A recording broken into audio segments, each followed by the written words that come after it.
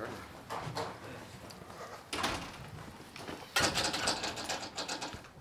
Hi guys, do I have a question for Coach? Patrick, this is obviously Caleb on this is, going back to taking on Jacksonville, but he has really blossomed under your tutelage and Robbie's. Can you talk about his growth since he's gotten here and his expansion of his production? You're talking about KC, correct? I missed the first part. Yeah, Yep. I've wanted to coach KC since he was coming out of college. I remember the Zoom meeting, I believe it was during, I can't remember what it was, but somehow I met him. He wore that 18 at LSU, smart player. Anytime you got somebody in the front that has the flexibility in terms of coverage, rush, set the edge, and intelligence, that's somebody that's, I want that in the front because it's going to give you some flexibility. In terms of his growth, you have to talk to him about that. I just know that, again, what I've encountered and what I knew about from the process, smart player who wants to do right. He's done everything I asked him to. Probably dropped him a little bit too much last week, but he didn't say anything, so but it's a good tool to have out there for our toolbox out there for a defense in terms of how we decide to defend the field. And I couldn't be happier with how he's progressed for us. And I'm glad he's getting some production, and I like his leadership. There's a lot of energy. With Max not out there, he's brought a lot of energy to the room and out there at practice, and he's demanding. So that's a positive. Do you have experience in the past with players like that who are, very high picks, who have to just find themselves in maybe a new location, that kind of thing, where they flourish? Yeah, when I think back to Akeem Ayers, when we got him at New England, he came mid-season.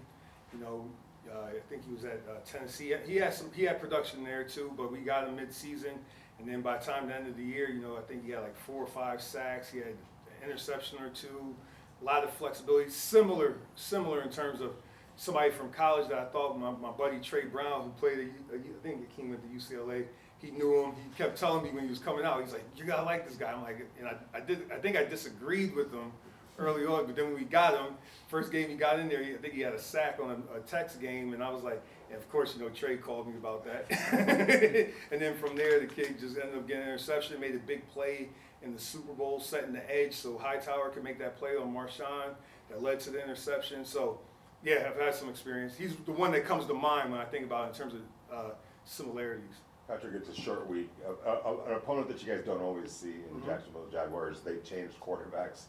How challenging is that, to put together the game plan? How much do you guys rely on like advanced scouting and those kind of reports that come to your desk? Everything in the building is connected, so and I think, from top down, Tom, AP, hopefully myself, probably not in the, sometimes I could be a little, in an honoring mood sometimes, but when they come down to give me some information, but everything's connected in terms of, what they saw from the advanced scouting, taking the information, especially when you got an unfamiliar opponent, getting that information, whether it's that or the analytics. Kay does a good job for us in terms of the analytics, and then, studying the players. Thankfully, going against Mac a few times, so the players similar.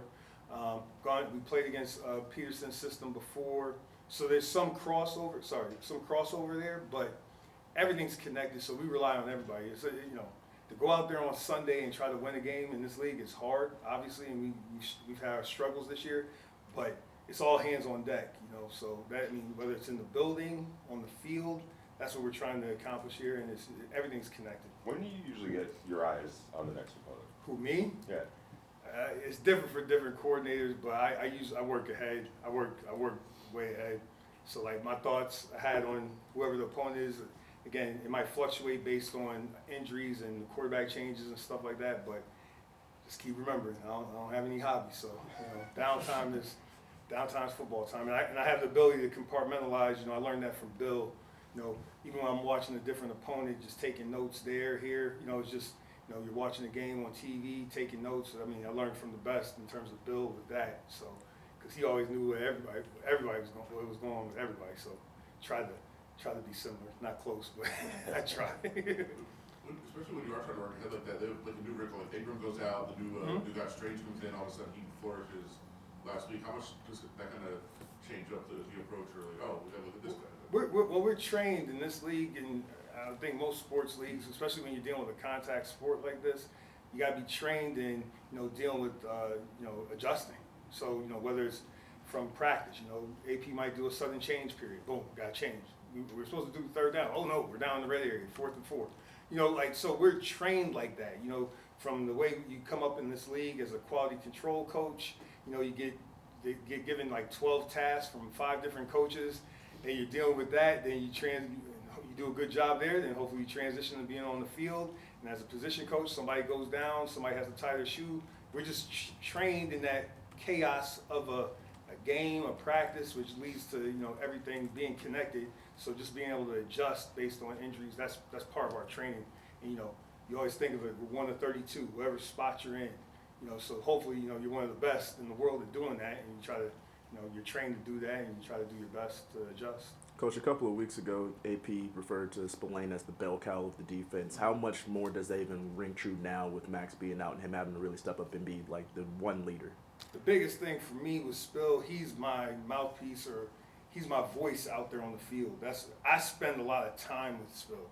1, because he's a good dude. 2, because our jobs both depend on each other being on the same page. So for me, from the moment he got here, wanted to hand him the keys. He wanted the keys.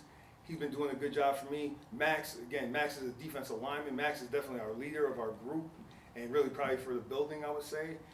But just in terms of the mouthpiece, in terms of the communication, a lot of it goes through Spill. Him being the green dot, him being in the middle of the defense, combined with the signal callers, the safeties. Those are the guys I spend a lot of time with. So, and then the way Spill plays, I mean, you know, everybody would want to, you know, be similar to that in terms of play style, production, you know, how much he cares. You know, that's why this makes it hard when you're not winning, for somebody that cares that much and puts so much into it. You know, it's tough. It's tough. You know, as a leader, it's tough. You want to get that reward from him, but love everything Spill does, man. He tries to do everything I ask him to do. Doesn't mean it's going to be perfect, just like I'm not, but he tries to do everything I ask him to do. That's why, you know, he's special. He's special like that. Also, you have 2 rookies who are, you know, playing a lot of snaps right now, Jonah and D-Cam. Mm-hmm. You know, how much have you been able to see them grow, and also how much do you think these reps are going to help them moving forward?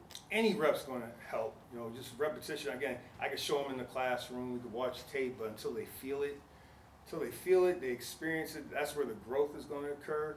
And so, but like, whether they're rookies or 8-year vets, you know, nobody cares. The fans don't care. The opponent don't care. Like, it's about the production on Sunday. And now, how they're being productive, you know, Jonah especially, in terms of, he had the skill set. You know, Robbie's a really good coach, defensive line coach, him and Dre. And the one thing I know, I talk about how hard he works, he corrects his mistakes, man. I mean, like, there's not a lot of repeat mistakes. And he's self-aware. He could come over to the sideline right now. Again, he's a rookie, so he's not as vocal. I always have to tell him to speak up. But I'm like, dude, he's like, I know, I have my eyes down. Like, that to me, he's grown as a professional. That's good to see. What impresses you most about the body work that Brian Thomas Jr. has been able to put up this season? I mean, that damn school, man, LSU. I mean, I don't know what to tell you. If my son, and he doesn't play football now, but if he wants to play wide receiver, go to LSU. And I said, then Daddy will retire 5 years later. I mean, they're really good. They're really, really good. And they got a bunch of them. Like, it's amazing. But, like, you know, because there's plenty of kids that have, you know, the athletic ability, the speed. You see all the numbers in the combine.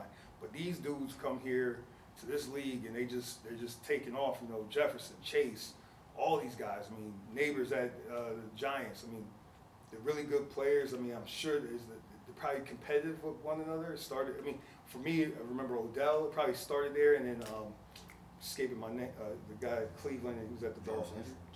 Landry. Yeah. I mean, I'm sure they got a Twitter or whatever. I don't know. I don't do it. Right. The group chat or whatever. I mean, they're probably competitive. I mean, because they're raising the bar each year and they can play. So I think this guy's doing a good job. He's doing a really good job. So 2 more, Hondo. Patrick, in a league where you're judged only on wins and losses, you mentioned the losing. Mm-hmm. But with all of your starters out, other players injured, you still hold an opponent in an NFL game to 15 points. Are you able to appreciate when the defense does things considering all against it, or is it, nope, it's only wins and losses? The business is about production. So, like, you know, the business is about production. As a teacher, I'm always appreciative and excited about growth. So, you know, growth, if we got, you know, lacking turnovers, we get turnovers. I'm appreciative of that, but, like, am I satisfied? It really only comes down to wins and losses. But I appreciate growth, you know, so individually and as a unit when we grow, but, you know, no different. The fans don't care, you know, like the standings don't care. The league, it's a production business. We got to win. We got to win. So, like, it's whatever, say 15 points, well, they scored, you know, well, then we got to hold them for less than our offense scores, period, point blank. That's what we got to do. So that's our job. How much do you change your approach with players on a short week? I talked to them. I really talked to them about the mental approach to it. I talked to the young players about the physical approach to it. I said, listen, especially the rookies, I'm like, you don't know. You got to talk to the vets. So I'm big on that, prepping them for, you know, the recovery physically, the recovery emotionally for the game. Because, you know, any of you guys that played, and especially at this level, it's an emotional game. You got to play with your emotions to a certain degree. So that's one thing. I talk to them a lot about that. And then I tell them, I'm going to stay out of your way. I'm not going to add too much to screw you up or anything like that on a short week. Going back to, yeah, thanks. Going back to Jonah real quick, he had made a nice play where he batted the ball down. But then afterwards, when it was pointed out to him, he was actually more focused on, he was in the wrong place, he said. He took a wrong angle or something like that, and was more focused on that than, and had he not done that, maybe it would have been an even better play. But when you hear a young player talk about not even taking the credit for it and pointing out that it was actually not what I was supposed to be doing. What does that say about a young player like that? Real dude. I mean, I hope y'all know what I mean by that. That's how we talk around here. I'm talking about real dudes, like guys I've been around. Hey, you know, so and so, that Pat could have got the ball. Those are the guys that, you know, those are the guys that got pictures in my study at the house in Florida. You know what I mean? Like that. Those are the guys that, like, real dudes, man. They could have done more. You know, and I'm appreciative of that. So he's a young player. He'll learn from mistakes, and those plays will come to him. You know, he's just gonna keep working. But real dudes, that's how they talk. All right. Thank you. Thanks, Patrick.